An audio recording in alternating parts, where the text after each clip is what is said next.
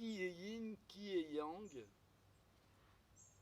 Alors ce vin, c'est une histoire un peu particulière. Parce que normalement, à Bordeaux, on prend des raisins blancs pour faire du vin blanc, des raisins rouges pour faire du vin rouge. Et là, on a décidé de changer les codes, ce qui n'est pas autorisé pour faire du vin de Bordeaux. On a décidé de faire un vin où on a vinifié en même temps des raisins rouges et des raisins blancs.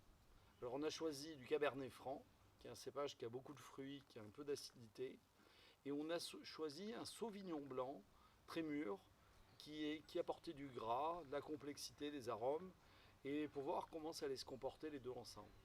Donc vous voyez, c'est un vin qui a une couleur pas très soutenue, c'est normal, il y a 40% de raisin blanc. Et c'est un vin qui développe tout de suite des arômes très floraux, un peu de rose, un peu de violette, un peu de petits fruits rouges, mais plutôt de la framboise.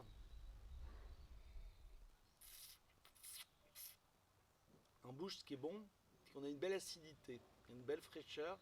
Donc c'est un vin, il faut boire à peu près frais.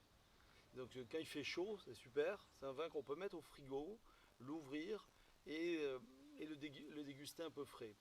Donc c'est un vin qui va bien se marier avec une cuisine épicée, une cuisine qui a des arômes et qui va permettre de...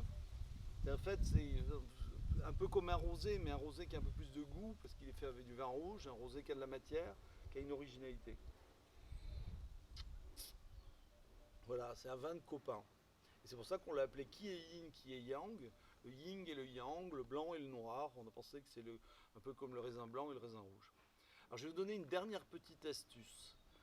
Derrière la bouteille, vous avez un QR code. Vous scannez ce QR code, qu'est-ce qui va apparaître? On a demandé à un jeune artiste français talentueux, un artiste qui devient très connu en France, on lui a demandé de composer une musique sur chaque bouteille. Donc ici, il nous a fait une musique, une petite balade dans un bistrot parisien où il raconte sa découverte de ce vin qu'il déguste pour la première fois. Bonne écoute!